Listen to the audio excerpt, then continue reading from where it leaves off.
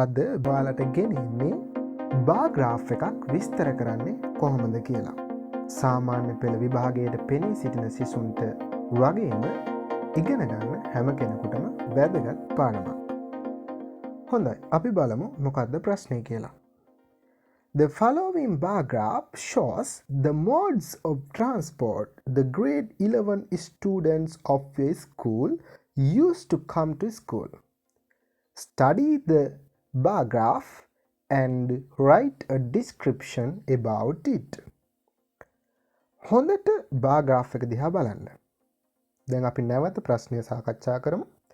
The following bar graph shows පහත තියෙන තීරු ප්‍රස්ථාරය පෙන්නනවා the modes of transport the grade 11 student of your school ඔයාගේ පාසලේ 11 වසර සිසුන් ගමනාගමනය සඳහා පාවිච්චි කරන ට්‍රාන්ස්පෝර්ට් ආකාරයන් ගමනාගමනයන් ප්‍රවාහනයන් පාසලට පැමිණෙන්නට. Study the bar graph. මේ bar graph එක හොඳට අධ්‍යයනය කරන්න ඕන. ඊට පස්සේ write a description about it. මේ ගැන විස්තරයක් ලියන්න ඕනේ. bar graph එකක් විස්තර කරනකොට අනිවාර්යයෙන්ම ඔබ ස්පෙලිං සමග මෙන්න මේ වචන ටික පාඩම් කරගන්නට ඕනේ. පළවෙනි එක තමයි most. M-O-S-T. most කියන්නේ වැඩිම. ඒ වගේම least. L-E-A-S-T. least කියන්නේ අඩුම. ඒ වගේම equal. E-Q-U-A-L. equal කියන්නේ එක සමාන.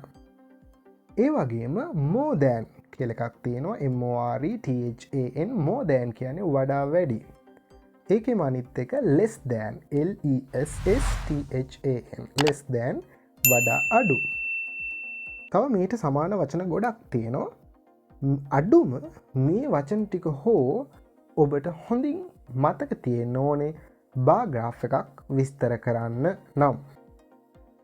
තව වචනයක් හොඳට මතක තියාගන්න vertical axis කියලා එකක් තියෙනවා. vertical axis කියලා කියන්නේ සිරස් රේඛාව. කියන්නේ කෙලින් උඩට එන රේඛාව.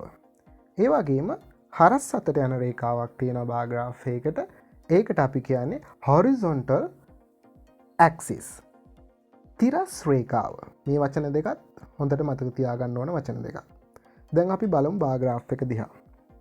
ඒකේ 3 wheel වලින් ට්‍රාන්ස්පෝර්ට් කරන අය ඉන්නවා 70ක්. ඒ වගේම පයින් එන අය ඉන්නවා 20ක්.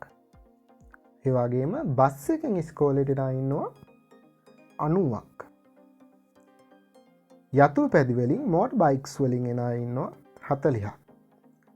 ඒ වගේම ස්කූල් වෑන් එකෙන් එන අය ඉන්නවා 70ක්. කාර් එකෙන් ඉස්කෝලේට යන අයත් ඉන්නවා 50ක්.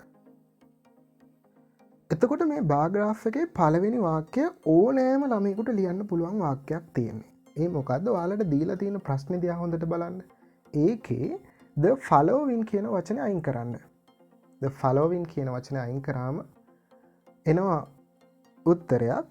The bar graph shows the modes of transport the students of grade 11 of our school used to come to school කියලා. දැන් ප්‍රශ්නේ දීලා තියෙන්නේ your school කියලා. එතකොට අපි ඒක උත්තරයට ගන්නකොට your කියන එක our වෙන්න ඕන. එහෙනම් පළවෙනි වාක්‍යයේ ඔබ වෙනස් කරන්න ඕන වචන දෙකයි following කියන එක අයින් කරන්න ඕනේ. ඒ වගේම your කියන එක වෙනුවට our කියන එක add වෙන්න ඕන. එතකොට අපි බලමු මේ වාක්‍ය සිංහලෙන්. අප පාසලේ 11 වසර සිසුන්ගේ පාසලට පැමිණීමට භාවිත කරන ගමන් ආකාරයන් තීරු ප්‍රස්ථාරය පෙන්눔 කරනවා. පෙන්눔 කරයි. කොහොමද දැන් මේ වාක්‍යය ගොඩනගන්නේ? දැන් මම මේක ගොඩනගන විදිහ ඉගෙන ගන්න. එහෙම නැති වුණත් ප්‍රශ්නේ තියෙන එකම කෙලින්ම මෙතන ලියන්න පුළුවන් අර වචන දෙක වෙනස් කරලා. එතකොට අපි කියනවා තීරු ප්‍රස්ථාරය පෙන්눔 කරනවා.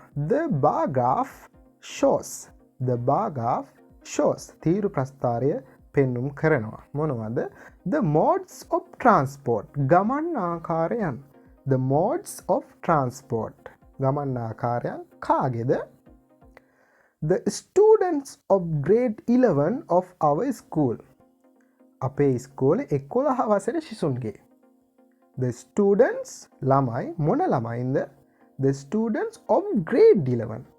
11 වසරේ ළමයි. මොන 11 වසරේ ළමයින්ද? කොහේ 11 වසරේ ළමයින්ද? Of our school. අපේ පාසලේ. එහෙනම් of එකෙන් අයිතිය හැංගෙන්නේ.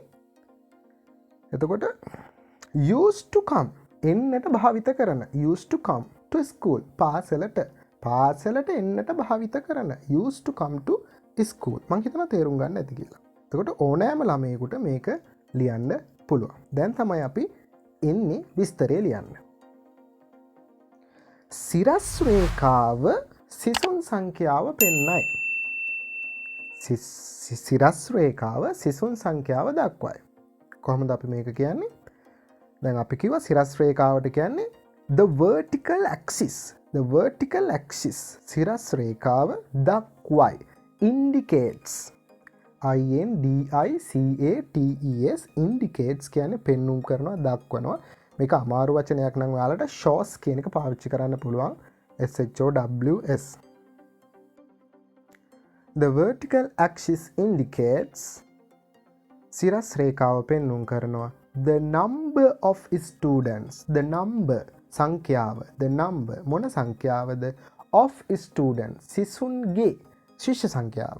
සිසුන්ගේ සංඛ්‍යාව එහෙම නැත්නම් ශිෂ්‍ය සංඛ්‍යාව. The number of students. The number of students. අපි යමු ඊළඟ වාක්‍යයට. අපි vertical axis එක ගැන කිව්වා. දැන් අපි කියනවා තිරස් රේඛාව. ඒකට අපි කියනවා ඒ විදිහට මේ වාක්‍ය ලියන්න පුළුවන්. The horizontal axis indicates the modes of transport. The horizontal axis indicates the modes of transport. තිරස් රේඛාව ගමන් ආකාරයන් දක්වයි.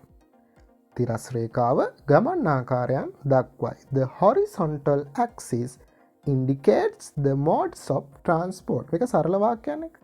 කර්තෘ ක්‍රියාව කර්මපදේ. කර්තෘ the horizontal axis දක්වනවා indicates පෙන්눔 කරනවා එහෙම නැත්නම් the modes of transport ගමන් ආකාරයන් ගමන් කරන විදිහවල්. ඊළඟට අපිට දක්වන්න වෙනවා මේ ගමන් සඳහා මොනවද භාවිත කරන්න කියලා. එතකොට අපි වාක්‍ය සිංහලෙන් කියමු. ගමන් ආකාරයන් වන්නේ 3 wheel, පයින්, බස් එකෙන්, යතුරු පැදි වලින්, පාසල් වෑන් වලින් සහ කාර් වලින්. මේවා තමයි modes of transport. එතකොට අපි ගමන් ආකාරයන් වන්නේ 3 wheel, පයින්, බස්, යතුරු පැදි, පාසල් වෑන් සහ කාර්. එතකොට කොහොමද මේක ගන්නෙ? The modes of transport. The modes of transport. එතකොට modes කියන එක බහුවචන නිසා අපි මෙතන ක්‍රියාපදයට ගන්නේ are. The modes of transport are. ගමන් ආකාරයන් වන්නේ. දැන් අර වචන ටික දානවා. 3 wheel, on foot, bus, motorbike, school van and car. ඔන්න බාර් ග්‍රාෆ් එකේ විස්තරය අපි කිව්වා. දැන් තියෙන්නේ අපිට ඒවා සංසන්දනය කර කර වැඩි වේ මොනවද අඩු වේ මොනවද සමාන වේ මොනවද කියන එක විස්තර කරන්න. මේ ටික තමයි අතිශයින්ම වැදගත්. මම ඔයාලට පාඩම් කරගන්න කිව්වා most කියන වචනය. එහෙනම් අපි කියනවා මෙතන ළමයි සම්බන්ධ කතාවක් හින්දා most of the students. වැඩිම ළමයි සංඛ්‍යාව. most of the students. සිසුන්ගේ වැඩිම පිරිස. සිසුන්ගේ වැඩිම පිරිසක් පාසලට පැමිණෙන්නේ බසෙන්. බාර් ග්‍රාෆ් එක හොඳට බලන්න. බස් එකෙන් තමයි වැඩිම පිරිසක් එන්නේ 90 දෙනෙක්. එතකොට අපි කියනවා most of the students සිසුන් වැඩිම පිරිසක් come එනවා to school පාසලට by bus බස් එකෙන්. most of the students comes to school by bus. සිසුන්ගෙන් වැඩිම පිරිසක් පාසලට පැමිණෙන්නේ බසේනි. මේ වාක්‍ය මේ විදිහටම එක වචනයක් වෙනස් කරලා අඩුම එකට ලියන්නත් පුළුවන්. වැඩිම එහෙම කතා කරා දැන් අපි අඩුම කතා කරනවා. එහෙනම් කියන්නේ සිසුන්ගෙන් අඩුම පිරිසක්. අර least කියන වචනේ ගන්නවා.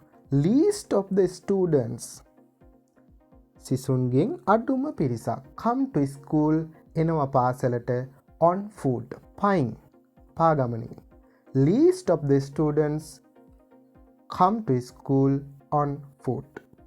දැන් අපි වැඩිම එකයි අඩුම එකයි කිව්වා. දැන් මං කිව්වා සමාන කියන වචනයට පාඩම් කරගන්න කියලා equal කියන වචනේ. EQUAL equal. සිසුන්ගෙන් සමාන පිරිසක් පාසලට පැමිණෙන්නේ 3 wheel එකෙන් සහ පාසල් වෑන් රථයෙන්. එක සමාන ශිෂ්‍ය පිරිසක් කියලා කොහොමද කියන්නේ? අර විදිහමයි. An equal number of students. An equal number. දැන් මේ හොඳට මේ වචනේ දිහා බලන්න මේ ක්‍රියාපදයේ දැමීමේදී මේක ගොඩක් අය වරද්ද ගන්නවා. An equal number. සමාන ශිෂ්‍ය සංඛ්‍යාව කියන එක පුතේ සිංගියුලයි. ඒක වචනයි. මෙතන ස්ටූඩන්ට්ස් තිබ්බා කියලා ඊට පස්සේ ඔයාලා මෙතන බහුවචන ක්‍රියාපදේ පාවිච්චි කරන්නේ නැහැ. මේකේ පදේ තමයි an equal number of students කියන්නේ සිසුන්ගේ සමාන සංඛ්‍යාව. එතකොට මේක ඒක වචන පදයක්. an equal number කියන්නේ සංඛ්‍යාව. අන්න ඒකට තමයි අපි ක්‍රියාපදේ join කරන්නේ. an equal number of students comes. සිසුන්ගෙන් එක සමාන ශිෂ්‍ය සංඛ්‍යාවක් comes to school පාසලට එන්නේ 3 wheel එකෙන් by 3 wheel and school van. An equal number of students comes to school by 3 wheel and school van. දැන් අපි සංසන්දනයක් කරන්න ඕනේ. වැඩිම එක කිව්වා, අඩුම එක කිව්වා, සමාන දෙක කිව්වා. දැන් අපි වැඩි දෙකක් අරගෙන මේකට වඩා මේක වැඩි කියලා කියන්න ඕනේ. ඒක වාක්‍ය කොහොමද කියන්නේ? අපි සිංහල වාක්‍යය ඉස්සෙල්ලා අරගෙන ඉමු. 3 wheel වලින් පාසලට එන ශිෂ්‍ය සංඛ්‍යාව වැඩි. කාර් වලින් පාසලට එන ශිෂ්‍ය සංඛ්‍යාවට වඩා. 3 wheel වලින් පාසලට එන ශිෂ්‍ය සංඛ්‍යාව වැඩි. කාර් වලින් පාසලට එන ශිෂ්‍ය සංඛ්‍යාවට වඩා. මං ඉංග්‍රීසි වාක්‍ය කියලා පැහැදිලි කිරීම කරන්නම්. The number of students who comes to school by 3 wheels. The number of students. ශිෂ්‍ය සංඛ්‍යාව. මෙතන මම එකතු කරලා තියෙනවා who කියලා පදයක්. දැන් මේ students, the number of students කියන පදේ විස්තර කරනවා who කියන පදයෙන්. එතකොට මං කිව්වා the number කියන එක ඒක වචන. එහෙනම් ක්‍රියාපද වෙන්න ඕන come නෙමෙයි comes. එතකොට the number of students who comes to school by 3 wheels. පාසලට එන ශිෂ්‍ය සංඛ්‍යාව 3 wheel වලින් is more වැඩි. එතකොට මෙතන is ගන්න මොකද? අර number කියන වචනේ නිසා. number කියන එක ඒක වචනයි. ඒ හින්දා අපි ක්‍රියාපදයේ විදිහට ගන්න is නෙමෙයි. The number of students who comes to school by 3 wheels is more වැඩි than වඩා. මොකට වඩාද? The number of students who comes to school by cars. ඒ වාක්‍ය විදිහටමයි the number of students ශිෂ්‍ය සංඛ්‍යාව කවුද? comes to school by cars. Car වලින් එන ශිෂ්‍ය සංඛ්‍යාවට වඩා 3 wheel වලින් ඉස්කෝලේට එන ශිෂ්‍ය සංඛ්‍යාව වැඩි. The number of students who comes to school by 3 wheels is more than the number of students who comes to school by cars. වැඩි දෙකක් සංසන්දනය කරා වගේ අපි ඊළඟට අඩු දෙකකුත් සංසන්දනය කරන්න ඕනේ. පාගමනින් පාසලට එන ශිෂ්‍ය සංඛ්‍යාව අඩුයි. යතුරු පැදිවලින් පාසලට එන ශිෂ්‍ය සංඛ්‍යාවට ශිෂ්‍ය පිරිසට වඩා. පාගමනින් පාසලට එන ශිෂ්‍ය සංඛ්‍යාව අඩුයි. යතුරු පැදිවලින් පාසලට එන ශිෂ්‍ය සංඛ්‍යාවට වඩා. අර වාක්‍ය විදිහටමයි ඔයාලා බැලුවාම සියුම්ම මේ වාක්‍ය දෙකම එක වගේ කියලා පෙනේ. දැන් අතන කතා කරේ අපි more than, මෙතන කතා කරනවා less than කියන වචනය අරගෙන. කොහොමද කියන්නේ? The number of students who comes to school on foot. පාසලට එන ශිෂ්‍ය සංඛ්‍යාව පයින් පාසලට එන ශිෂ්‍ය සංඛ්‍යාව is less අඩුයි. Then වඩා the number of students who comes to school by motorbikes. යතුරු පැදි වලින් එන පාසලට එන ශිෂ්‍ය සංඛ්‍යාවට වඩා අඩුයි පාගමනින් පාසලට එන ශිෂ්‍ය සංඛ්‍යාව. The number of students who comes to school on foot is less than the number of students who comes to school by motorbikes. තකොට වචන 100ක පමණ විස්තරයක් තමයි මේ ප්‍රශ්නෙට ඔබට ලියන්න වෙන්නේ. එතකොට මතක තියාගන්න ඕන අර මම මුලින් කතා කරපු විදිහට වැඩිම එකක් ලියවෙන්න ඕන, අඩුම එකක් ලියවෙන්න ඕන, එක සමාන එකක් ලියවෙන්න ඕන. පාරාග්‍රාෆ් එක ටිකක් ලොකු එකක් නම් වැඩි දෙකක් සංසන්දනය කරන්න ඕන සහ අඩු දෙකක් සංසන්දනය කරන්න ඕන. පාරාග්‍රාෆ් එක කුඩා එකක් නම් මොනවා හරි දෙකක් සංසන්දනය කරාම ඇති. පාරාග්‍රාෆ් එක 4කට 5කට වැඩි තියෙනවා නම් විස්තර item අපිට සංසන්දනය කොටස් දෙකකින් කරන්න වෙනවා. ඒකට මේ more than සහ less than කියන වචන දෙක ඇති. ඉතින් මම හිතනවා මේ පාඩම ඔයාලා සරලව තේරුම් ගන්නට ඇති කියලා. මේක මේ වචන ටික පාඩම් කරගෙන මේ විදිහට පුරුදුනොත් ඔයාලට මේ ප්‍රශ්නෙට ලේසියෙන්ම ලකුණු ගන්න පුළුවන්. එහෙනම් අලුත් පාඩමකින් අපි නැවත හමු වෙමු. So let's meet again with a new lesson. Thank you very much for watching this video.